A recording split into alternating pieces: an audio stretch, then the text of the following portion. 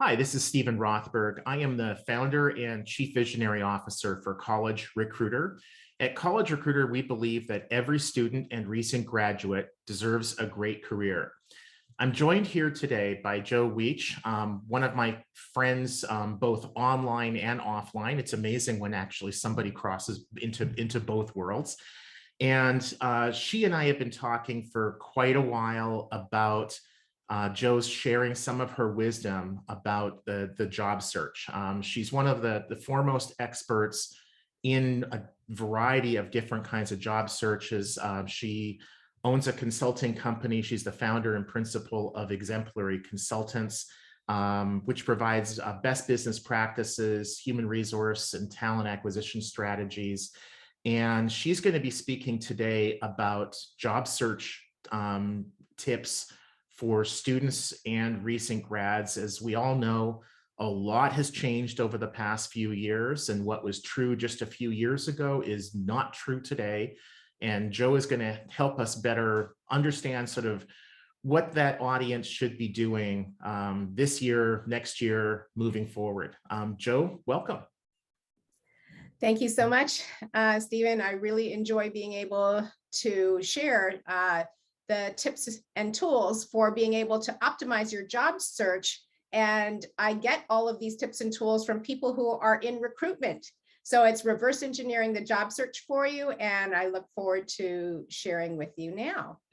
Awesome.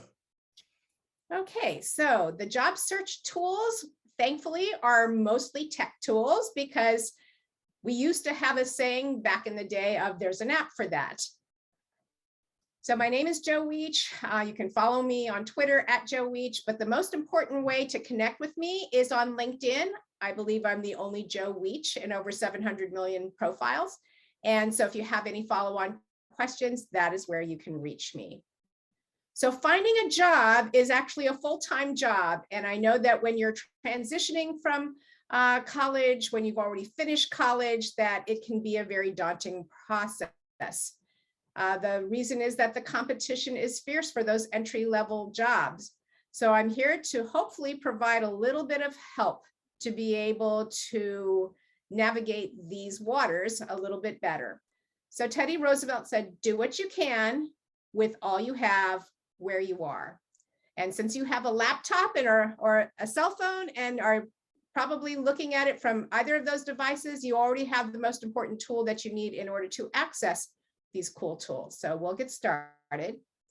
And we're going to start at the very beginning, a very good place to start. So optimizing your job search really requires a plan. So you want to plan out the work that you're going to do. And as we all know, that expression that says, if you aim at nothing, you'll hit your target. So let's just talk a little bit about what you can do. Handshake is a platform that employers use to be able to reach college students, to provide them with internships and externships and entry-level jobs, and where they also host virtual job fairs. And of course, my all-time favorite, College Recruiter. I'm not sharing this just because I'm speaking on behalf of College Recruiter, but it's because I feature College Recruiter in every presentation I do for college to career and the times that I'm hosted to be able to speak at different colleges and universities. Why? Because College Recruiter is a phenomenal resource for you to be able to find part-time jobs, seasonal jobs, the internships and entry-level jobs. So it's a really good place to set up alerts and to go surfing. So let's just start at the resume. What is the purpose of a resume? It's not to document every single thing that you have ever done in your life that you think an employer would want to know. It's really just to get the phone call. You want to be able to entice the recruiter who's looking at this to pick up the phone and ring you. So if your resume doesn't entice the recruiter to continue to read, then you probably didn't showcase your matching skills to the position. So the most important thing here is choosing the right keywords. And I will tell you that an applicant tracking system doesn't reject your resume. But what will happen is that when the recruiter goes into the applicant tracking system, if they get over 300 people applying in 2 hours to an entry-level role, chances are they're not going to look at all 300 of those resumes. So they'll just simply do a keyword search in their own applicant tracking system. And the ones with the denser amount of those keywords will float to the top, if you will, and they're going to call in that order. So you want to make sure you have the keywords that that company is using for your skill sets and not synonyms. How are you going to find out what those are? There are two tools that you can use. One is jobscan.co, where you upload your resume and the job description, and it will tell you what you're missing. You can also try the LinkedIn optimization to optimize your LinkedIn profile to make sure that you are using industry keywords so that recruiters can find you there. And this is my favorite. It's resumeworded.com. They don't just identify keywords, but they also can offer tone and suggestions for verbiage that's based on the tone and verbiage use of the job description. So I think that that would be a great thing to use. So here's what like the top fold of your resume would look like. You have your name, and then I believe that the thing that would serve you best is to either put US citizen if you are one, or authorized to work in the US for any employer. And those are things that will help the person who is looking at your resume to know this information up front, especially if they are not a company that sponsors like H-1B visas, or if they are doing work for the federal government and they can only hire US citizens. So it's not a way to discriminate against you for not being these things. It's just that they have contractual agreements, with their clients and customers, to be able to provide people who work on their projects, and they have those authorizations. So the next line is just simply phone number, your Gmail email, and your link to your LinkedIn. You put the title of the role that you're applying for.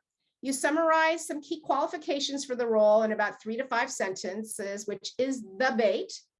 Your key qualifications are just 2 columns of a few bullet points, or if it's a tech position and you've got a lot more than that, then you may have 3 columns of 3 bullet points each, or you'll have a separate section that says tech stack, where you're going to put all of the different things that you've got. And do you see how we have training and education right here in that top fold?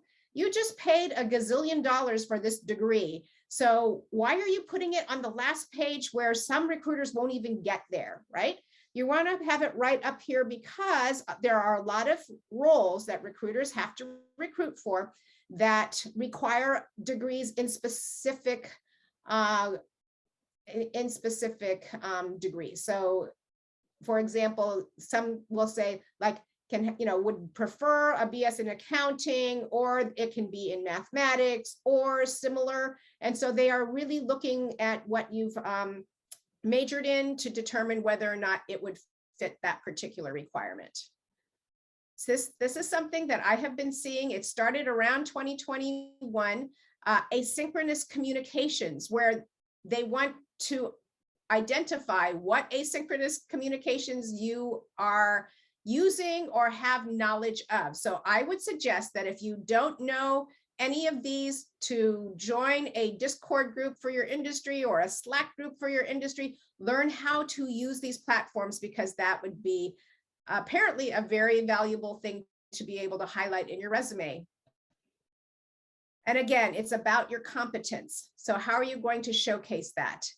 So nearly every thing that you are going to use, whether it's your LinkedIn profile, your resume, anywhere where you have to document what your qualifications are and your competence to do a job, you're going to use this. And when you are answering interview questions, you also want to use this. Why? Because it's a methodical thing. It's like, okay, here's what I was, needing to do, in this particular context. This was the specific task. These are the actions I took, and these were the results.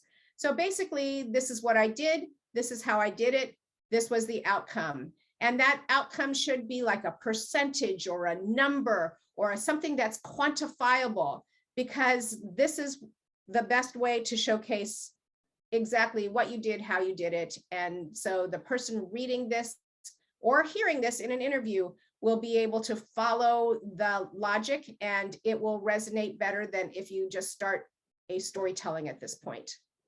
So the majority of your bullet points should focus on high-level outcomes rather than individual responsibilities.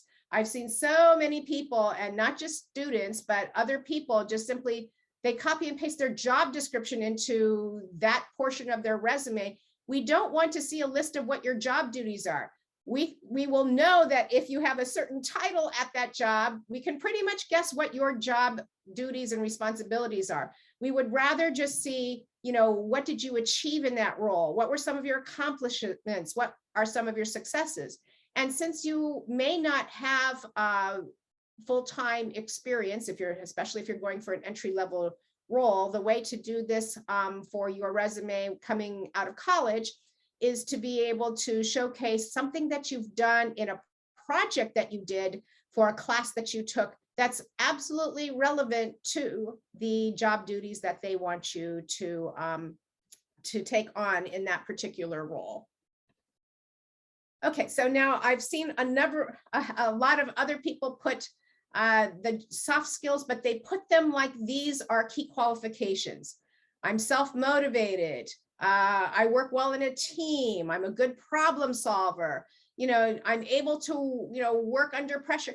Okay, so don't tell what your soft skills are. You're going to want to showcase those by giving examples of where you demonstrated being responsible, or where you collaborated with the team, or where you had to be flexible in order to meet a deadline or whatever. So you're going to want to just demonstrate that. So it's the whole don't tell me, show me. And things to leave out of your resume, your home address. We won't get into all the details, but you should never put your home address on your resume, first and foremost for safety reasons. An objective, honestly, a company doesn't care what your objectives are for your career or for your life. They just want you to be the best person for the role that they want to hire you for. So I would leave off the objective. References. Okay, so this is now a day and age where if we need your references, we will ask for them. But you don't want to waste real estate on your resume, even referring to it like references will be provided upon request. That's kind of like a no-brainer, duh thing to say. So you just leave it out completely, and we will contact you and ask you for your references when we need them. And then you also don't want to put every job you've ever had, because most of the jobs that you had during college to pay for your time there is probably irrelevant to the job that you're applying for. Okay, so let's talk about your cover letter. Unfortunately, people are still writing cover letters as if they are a letter from the 1950s. They're putting like the hiring manager's name, they're putting the actual street address, they're putting the date, they're putting, dear, hiring manager, they're writing paragraphs, they're signing it, sincerely yours, whatever. Okay, so cover letters are not meant to be written as a letter. So what does that mean? Some people have taken it to the extreme where they've just simply summarized everything that's on their resume, and that's also not necessary. We have your resume, we can read your resume. So here's where you write this quote unquote cover letter as if it were a bio. You are going to want to demonstrate how your skills and experiences make you the best candidate for that role, and be able to highlight your relevant skills and draw attention to transferable skills. I love getting those bios that start out with, I am passionate about, and then somebody mentions something from the job description and then explains why. And I think that those are very compelling. So this is where you want to do a storytelling. You want to tell the story about what you've done and why that makes you the best candidate. Okay, so LinkedIn is not just Facebook for professionals. Honestly, over 98% of recruiters are using LinkedIn to find you. So isn't it so much better for a recruiter to find you and to reach out to you and to tell you that they have a job they think you might be interested in, rather than continuing to just keep applying for job after job after job? So here's what you're going to want to do though in LinkedIn. You need to personalize the URL for your profile. So do you see that little pencil there next to my name? What was after my name were like 8 different characters and numbers or whatever, and that's what everybody has. So you're going to want to edit that so it's pretty much just your name. And if you have a common name, you might have to play with it. Like, instead of being Juan Gomez, you are Gomez Juan, or, Gomez JR, or whatever it is. And you're going to not want to have really much more than just whatever are portions or iterations of your actual name. And here's the thing where people feel like they just need to put every single part-time job they've ever had. I actually consulted with someone yesterday who started her own company at the age of 24 and has funds to back it.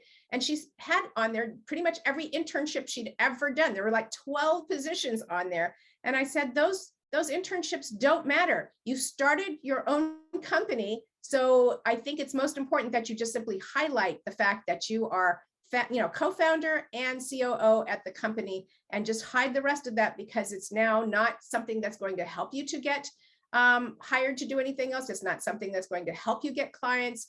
And so I just want to recommend that whether you served as a crossing guard in middle school, or if you worked at La Madeleine, or no matter where you have done work, it's really not the place to highlight that on LinkedIn. This is my all-time favorite tool, like ever. Jobseer.ai is a Chrome extension, and it was created by the people who created a tool for recruiters called HireTool, which has now changed its name to Hire Easy. But what they do is they help recruiters find you for their jobs. So during the pandemic, they decided to reverse engineer this and make it so that job seekers will be able to find jobs more easily. So this is how it works. You're going to upload your basic resume, and when you go to LinkedIn, Indeed, Dice, Google Jobs, Handshake, Glassdoor, and you go to look at the jobs there, this is what will happen. They're going to pop out a little thing that says what percentage of a match is your resume compared to what the job description is. So they will give you the words that you match in blue, ones that you don't match in red, like things that you're missing, and you can then change up those, like if you have synonyms, you change them to what the words are that are actually in the job description. Or if you're missing them all together, it will make you realize, okay, is this a deal breaker kind of thing that I'm missing in terms of the skill? Or is it just something that I have a transferable skill in? True story. There were many surveys done, but they found that males, or people identifying male, will apply to roles for which they are only 50% qualified, whereas those who are female or who identify as female will only apply to a job if they are 90 to 100% qualified for that role. So I would just say that if that score comes out 70% or above, go ahead and tailor your resume for that particular job and go for it. And this is just a closer look at what happens in terms of the information that they're going to give you. It's a lot of great content in terms of potential salary, whether or not these people in this company will sponsor an H-1B visa, all of the really good details that you would need to know. And most times they will have the recruiter's contact information, suggestions for a referrer. We know that over 72% of jobs industry-wide are filled by networking and referrals. And so if you are connected to somebody who knows that recruiter, or connected to somebody who works in that company, or connected to somebody who is connected to someone in that company, they are going to give you suggestions of people who could refer you in for that role. And then they're also going to give you stats about the company. So the company insights are massively important, because when you are asked, and you will be asked every time you interview and at every stage of interview, do you have any questions for me? So you're going to want to know things about the company to ask intelligent questions about the business that you are looking to become a part of, or the company that you want to work in. Okay, so now let's talk about networking. We are at the time of this recording still trying to come out of a pandemic. And so we have not been networking in person, but there are ways to do things in terms of networking virtually, joining meetups, and these could be meetups that are there for your industry. Like I know that, for example, if you are in tech, there's like Java user groups, Splunk users, Unix, Linux groups. There are basically meetups for nearly every type of industry that you could be in, but there's also meetups for volunteerism. There are meetups just for fun. I will tell you that I was in a hiking and biking meetup group and met 3 people with whom I ended up being able to do business with as a result of hiking and biking. They have virtual happy hours now, so these will be fun to attend, and I cannot more highly recommend participating in virtual job fairs. These will be a great experience for having to do what we call video interviewing, and we're going to actually have some tips about that shortly. So when someone says, oh, can you just introduce yourself and tell us a little bit about you? I can tell you that these are all the things that go through my brain every single time, I'm asked that question.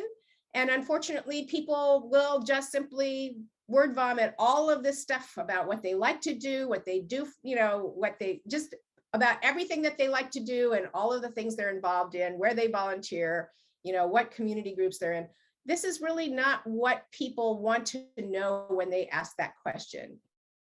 So storytelling is just being able to, in like 60 seconds, give a little bit of historical context. And honestly, this is not where you were born or where you grew up, but usually it's about your professional realm. So if you are transitioning from college, it might be a little bit about, I went to school to major in XYZ because I really was interested in this because I had done, a volunteer project here or whatever. You just want to kind of weave a little bit of a story of like where you got to where you are now, but be able to do it like within about 60 seconds.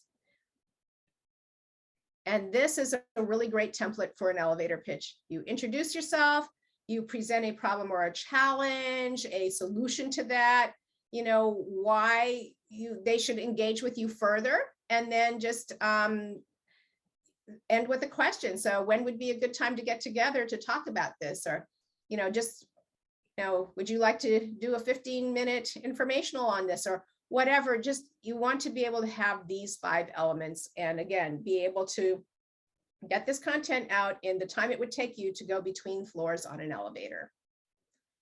Okay, so social media is not really just for fun. I will tell you that recruiters are posting up jobs in pretty much every single one of these icons is representing a way that recruiters are either looking for you or posting jobs for you or trying to engage with you about their, their talent communities. And so I cannot more highly recommend having a professional presence on all of these platforms. And so I know that people like to keep their, their buddies and their sororities and their whatever in Facebook.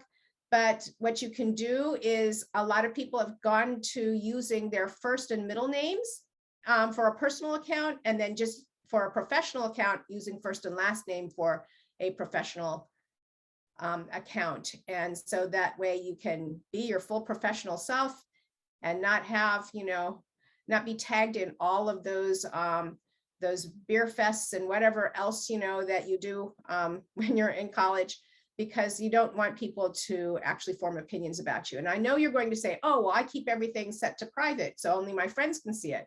But what happens when you're tagged in a picture and there's like 30 people in the picture, 20 people tagged? Guess what? You're going to show up on every single one of those person's walls as who you are. So it's really not as private as you think that it is.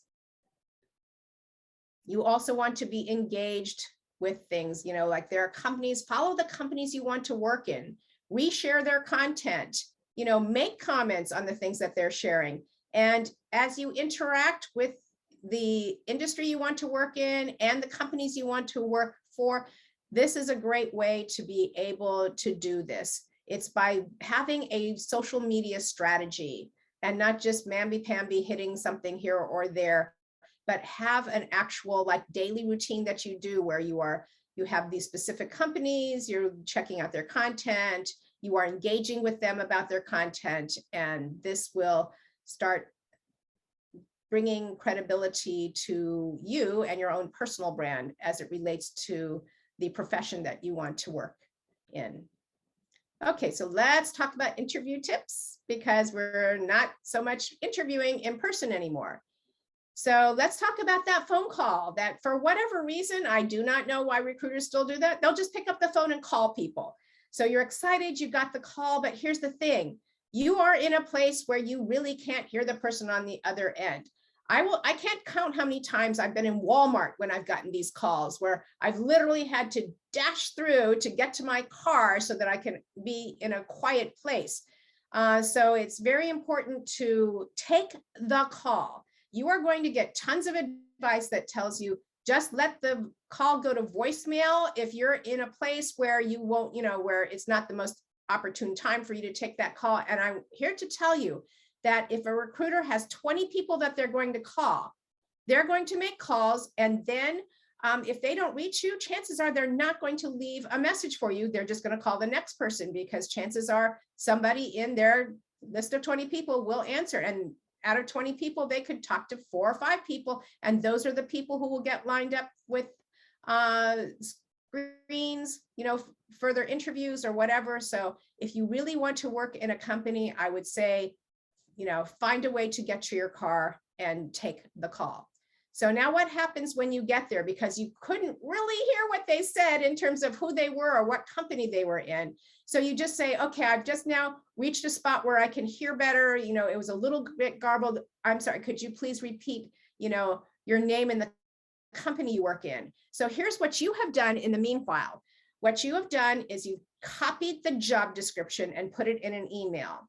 You are going to put in the subject line the name of the company first, like ABC company, and then like web developer or whatever the title of the role is. And then at the bottom of that email, you're going to put like 3 questions that you're going to want to ask when they get to that part of, do you have any questions for me? That's all going to be right there. So when you get to your car, you're going to pull up your email. I have the number 0 and then jobs. And so that way, that folder is literally at the top of all my other folders. I click on that folder, I can quickly identify the company, and then I can pull up the job description, and then I'll be able to speak more intelligently in that particular interview. So it's just a great way for you to not miss that chance. So any questions for me? These are good questions to ask. Can you walk me through a typical day here at XYZ company? How would you describe the company culture? What do you love the most about working at this company? What do you think is the most challenging aspect of this position? These are really great questions to be able to ask. I also think that asking a question that relates to something that's just been in the news or that company just put out on Twitter or shared on their website or on LinkedIn, those are also great questions to ask. And unfortunately, you are still going to be asked what I consider to be the most asinine questions a recruiter can ask. Why should we hire you? Or why do you want this job? So I think it's important for you to just write this out, and you need to practice in a mirror. Note, this dude is actually dressed in interviewing clothing in order to practice this. It's not enough to just practice it out loud in your t-shirt. You should actually dress the part and practice, practice, practice. Why are you doing this out loud? It's because when you see the words and you hear yourself saying it, it's going to stick. And the more you practice it, the more it will come out really naturally and organically, rather than sounding like you just memorized the Gettysburg Address. Okay. So now we're going to talk about how not to do a video interview. There are 9,000 things wrong with this picture. Number 1 is that laptop is on a table or a desk and the person is looking down on there. So guess how you're going to show up on the other end, as someone who is looking down on the person that's there. So the other thing would be that this person looks fairly casual.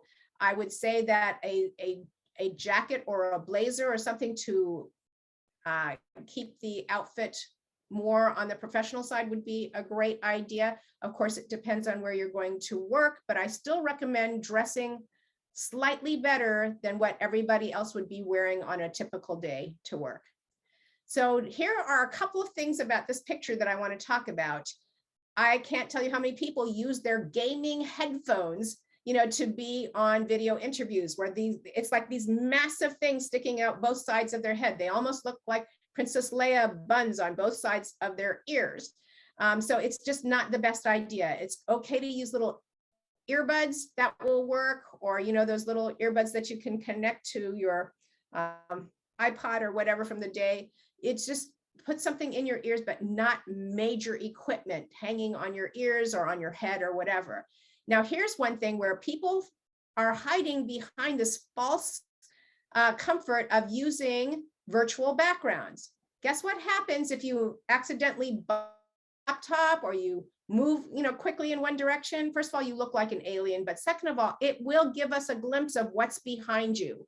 So you want to make sure that there isn't a bag of potato chips behind your head, or, or your laundry or whatever. You want to make sure that you don't have that false security that you are hiding behind a virtual screen. Also, people will dress waist up, and this is why that's not a good idea. You do not know what's going to happen. First of all, do not let your pets in your room. Keep them outside of your room.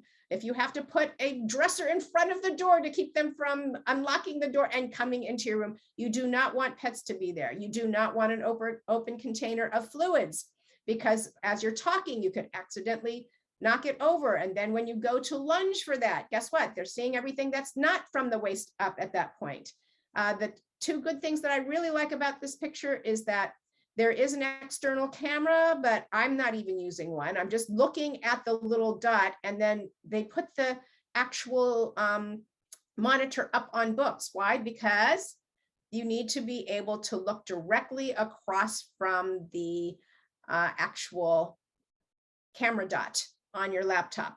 So this is something that kind of has been a real interesting thing that's happened in the pandemic, but people have been using ironing boards. And yes, I had to do this one time because there were so many people in my house, I couldn't find a quiet place to do anything. So I had to put my laptop on an ironing board and sit on my bed. But here's the thing, you want to make sure that you take everything that's on that bed and stick it somewhere like in a laundry basket or something. You just want to make sure that everything behind you is 100% clear. And here's where the other thing this person did correctly was they are not with the windows behind them where they're just going to show up as a dark shadow, but they are where the light coming in from the windows are going to hit their face. The most important thing is the lighting. Okay, this is matte powder. And this is something that, because you are not interviewing in person, but you are interviewing via camera, you need to know what it takes to be filmed. So you are going to want to take matte powder and powder your face. And if you're follically challenged, you're going to want to powder your head. Why? Because when you begin to perspire, if you become a little bit anxious, it's going to show up. Back in the 60s, there was a debate between John F. Kennedy and with Richard Nixon. And John F. Kennedy had professional makeup put on. Richard Nixon did not. He never did any more televised debates for years after that, because he showed up very pale and whiter than white, and there were beads of perspiration that you could see very visibly. So the way to do these video interviews is to remember you are being filmed, you are being projected via camera. And so you want to be able to use the tips of the trade, so to speak. So have somebody help you just get to a local pharmacy or Walmart or somewhere and just pick up matte powder and and use it to help you be best face forward. Additionally, no noises, not from animals, phones, babies, TV, radio, construction, traffic, ambient, doorbells. I always put a little note on my door saying, videotaping in progress. Please do not knock or ring doorbell unless it's after like 10:05 or whatever it is. The other thing is that you need to turn off all alerts on your laptop. So and I would totally close out of like all of your social media, LinkedIn, Facebook, whatever, so that any alerts that would come through and they would ding or cause noises, or email alerts or whatever, you want to just turn off all of your alert notifications so that you will have an uninterrupted session. It's very hard to exhibit passion, enthusiasm, and positivity when you're just one-dimensional on a screen. Also, I forgot to mention, do not look at the person's face on the screen. Why? Because on the other end, it looks like you are looking down. If you want to engage with that person, you are literally looking directly at that little camera dot. And guess what? On the other side, it will look like you're actually looking at the person. And if you need to be reminded that you really are performing here, you're auditioning for this role, get a little smiley face and put it right by that dot to remind you to smile and to express positivity in that way. Okay, so the problem with too many resources is it's really hard to know what is current, what's relevant, applicable, adaptable. There are a few friends in my industry that have done a lot during the pandemic to really help people who are trying to look for jobs. Work It Daily is run by JT O'Donnell, and most of my industry colleagues that are in talent acquisition would agree that you are going to get very sound, very current, very utilizable advice from Work It Daily. It's like what to wear for an interview, what not to wear for an interview, 3 things that you should never have on your resume, 5 things you should always have on your resume. You get the gist. Amy Miller has been a senior technical recruiter for small companies like Google and Microsoft, and now she's literally recruiting rocket scientists for Bezos's space project. She has a YouTube channel. It's Amy Miller. She has the moniker of Recruiting in Yoga Pants, and it's an Ask Me Anything. And I will tell you that she gives you a lot of sound advice in terms of how to negotiate offers, how to engage with recruiters. I think that this is really a good place for you to go hang out for a while. The Balanced Careers I just discovered, and I have found that they have a lot of great advice in terms of interviewing and other things that I feel like are very sound.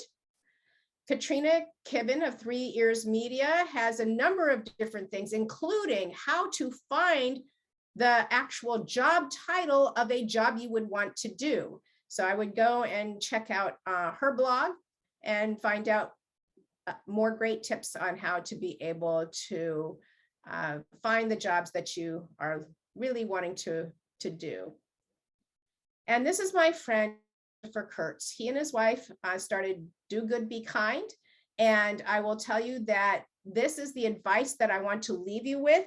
And that's that don't just connect with people for what you can get out of them or how they can help you or how you can use them to network. You should be thinking about that ancient Middle Eastern proverb that says, your gift makes room for you. Find ways to help other people, find ways to volunteer, find ways to take what you've learned in college and invest it in others. And I will tell you that that's probably the best thing that you can do with your time in terms of helping to position you, not just for your job search, but how you want to be as an individual in any job that you're going to get. This is the way to live. I just want to say, you got this. And I have every confidence that the right job will materialize, and it may not be your dream job coming out of the gate, but it will definitely be something that will help you to learn how to do work in this day and age. And so please go ahead and connect with me, Jo Weech, on LinkedIn, should you have any more questions. Thank you. Jo, that was really fantastic information. Thank you so much. I took a ton of notes, and I suspect that a lot of other people watching this have done the same. If not, back up to the beginning, get that notepad out and write things down. I think I've got like 10 things here that I hadn't thought about, like right from the beginning with the resume, that it's just designed to get you that phone call. An expression that I will use is a resume is not an alibi. It's not a document that is supposed to show employers where you've been every minute of every day for your life. It's just supposed to show them enough to get you that phone interview. And I just love the way you presented that. A couple of ideas to just add. One is that we're seeing, especially with our audience, kind of generally a younger Gen Z kind of audience, a rapidly increasing number that are getting certifications from Google and other organizations. And would you say that those belong in that education section right up near the top of the resume?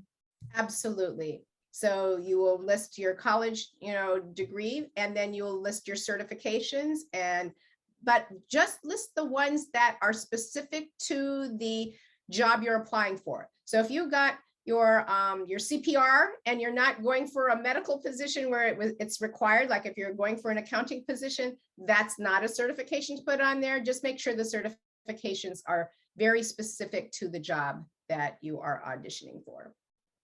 Perfect. Well, Jo, thank you so much. Folks, definitely connect with Jo on LinkedIn, JoWeech. This is Steven Rothberg, the founder and chief visionary officer from College Recruiter. At College Recruiter, we believe that every student and recent graduate deserves a great career. Jo, thank you so much. Thank you, Steven.